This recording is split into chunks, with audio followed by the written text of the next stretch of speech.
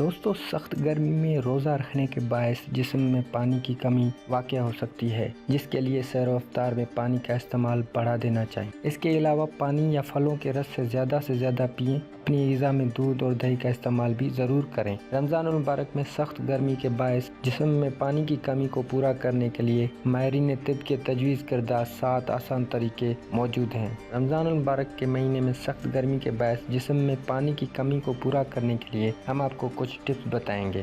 دوستو سحری میں کم از کم 2 گلاس پانی لازمی پئیں، جبکہ جوس اور کولڈ ڈرنک سے دور رہیں، یہ آپ کے وزن میں اضافہ کریں گی۔ ایسی غذاؤں کا استعمال کریں جن میں پانی کی مقدار زیادہ ہو، جیسے تربوز، کھیرا، سلاد وغیرہ۔ یہ آپ کے جسم کی پانی کی ضرورت کو پورا کریں گے۔ افطار کے وقت میں ایک ساتھ 7 یا 8 گلاس پانی پینا نہ صرف ہی فائدہ ہے بلکہ صحت کے لیے نقصان دہ بھی ہو سکتا ہے۔ اس کی جگہ پانی والی غذاؤں اور پھلوں کا استعمال زیادہ کریں۔ روزہ کے بعد کھجور اور 2 گلاس پانی کے ساتھ افطار ضرور کریں۔ رات کے وقت عبادات کے لیے جائیں تو پانی کی بوتل ساتھ لے کر جائیں۔ رات کو ایک پانی کی بوتل اپنے قریب ضرور رکھیں۔ کوشش کریں کہ گرم اور دھوپ والی جگہوں پر کم از کم جائیں۔